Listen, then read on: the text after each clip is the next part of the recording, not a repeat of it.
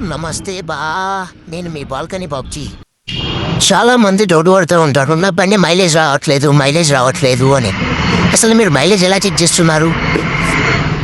బండి correct mileage ఎలా check చేసుకోవాలో నేను మీకు ఈరోజు నేర్పిస్తా.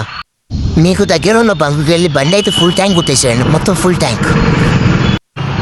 ట్యాంక్ కొట్టించిన తర్వాత వెహికల్ అనేది ఒక నాన్ స్టాప్ ఒక 50 to 60, 70 కిలోమీటర్స్ అయితే నాన్ స్టాప్గా తిప్పండి. వెహికల్ అనేది ఒక 60, 70 కిలోమీటర్స్ తిప్పిన తర్వాత మళ్ళీ ఫుల్ ట్యాంక్ కొట్టేయండి మీ నియర్ బై బంక్కి వెళ్ళి. ఇదే లాస్ట్ స్టెప్. మీరు తిరిగిన డిస్టెన్స్ ఎంత, మీ బైక్లో ఇప్పుడు లాస్ట్ పట్టిన ఫ్యూయల్ ఎంత, దాంతో దీన్ని డివైడ్ చేయండి, సరిపోతుంది. మీకు బైక్ మైలేజ్ అనేది తెలిసిపోద్ది. బైక్ మైలేజ్ చెక్ చేసుకోవడానికి అయితే ఒక ఫార్ములా ఉంటుంది. Distance travelled by fuel consumed.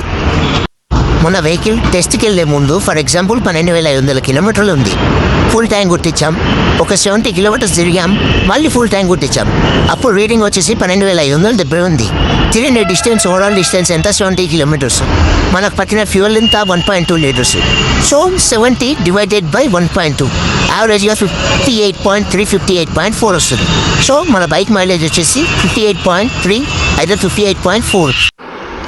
But గుర్తుంచుకో, బండి మైలేజ్ చెక్ చేసే అప్పుడు ఎప్పుడు కానీ ఎకానమీ స్పీడే మెయింటైన్ చేయి. ఎందుకంటే ర్యాష్ డ్రైవింగ్లో బైక్ అనేది మైలేజ్ రాదు.